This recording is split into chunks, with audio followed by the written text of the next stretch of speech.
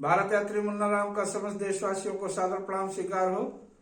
दोस्तों, जैसा कि हम बताए कि आज 23 तारीख को हम भोपालपट्टनम से चले थे, जो हम लोग का अंतिम आज रहा होगा छत्तीसगढ़।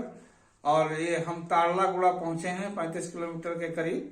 और दोस्तों, हम यहाँ से जो है तारलागुड़ा से बहुत जंगल का रास्ता था। हमने आपको दिखाया था कि जंगल का गांव जिसमें हमको बस आतंकवादियों द्वारा जलाया हुआ मिला और कहीं मोटरसाइकिल भी जली हुई दिखी रोड पे। और आदिवासियों का गांव है, एकदम संवेदनशील है दोस्तों। फिर भी हम चले जा रहे हैं। तारलागुड़ा एक गांव आता है दोस्तों, वो अंतिम गांव है छत्तीसगढ़ का। बॉर्डर पे गोदावरी नदी के एकदम बॉर्डर पे है दोस्तों। वहां जो है हम लोग गए तो एक सुधाकर नाम के व्यक्ति ने हम लोग को बताया था कि हमारा गांव है, आइएगा। तो हम लोग पहुंचे तो वो तो नहीं मिला। उसी के नाम से सुधाकर, वासन सुधाकर जी थे वहां, सरपंच थे। उन्होंने अपने घर हम लोग को स्वागत किया, खाना खिलाया दोस्तों। पूरे सफर के हम लोग भूखे थे, खाना दिया उन्होंने। और इसके बाद दोस्तों वहां हमने एक और चीज अचंभव देखा कि वहां की औरतें जो है उल्टी करके चारपाई पे बैठती हैं। और उन्होंने बाजरे का बना हुआ आटा को पानी में घोल करके, हम लोग को पेज कहते थे, पेज नाम दिया था उन लोग ने, पेज पिलाया, जो शीतलता कहते हैं कि गर्मी में, बहुत गर्मी है दोस्तों, बहुत तेज धूप हो रही है। और यहाँ देखा कि बहुत लोगों के हाथ पैर कटे, टूटे फटे, विकलांग ज्यादा दिखे दोस्तों। तो हमने जानने की कोशिश किया तो बताया कि ये सब लोग यहाँ मगरमच्छ के शिकार हो गए हैं। घड़ियाल इस नदी में पाए जाते हैं।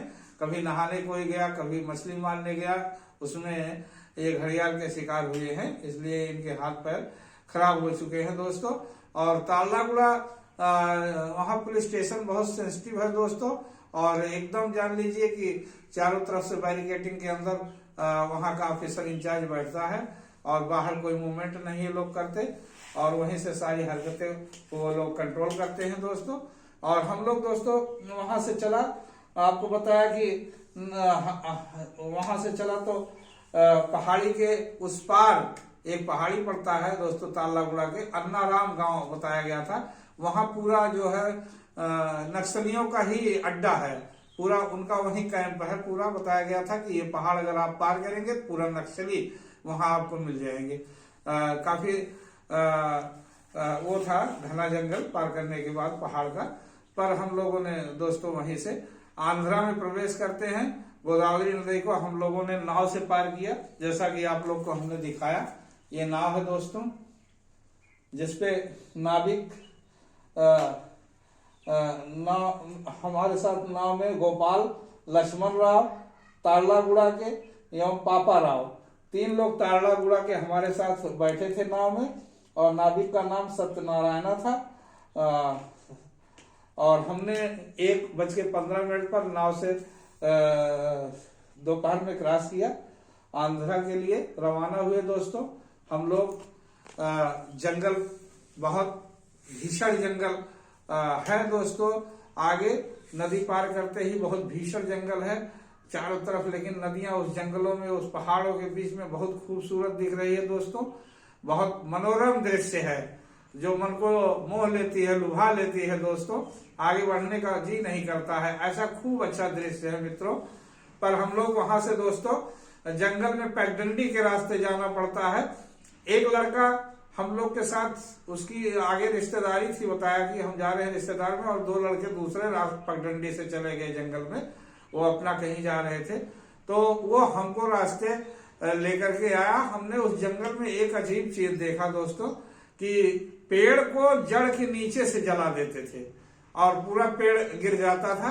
और जड़ के नीचे से जड़ जल जाता था और पूरा पेड़, जैसे काट दीजिए जड़ से पेड़ गिर जाएगा समूचा, वैसे उस प्रकार से कैसी आग लगाते थे कि जड़ से आग लगा देते थे और पूरा पेड़ गिर जाता था दोस्तों।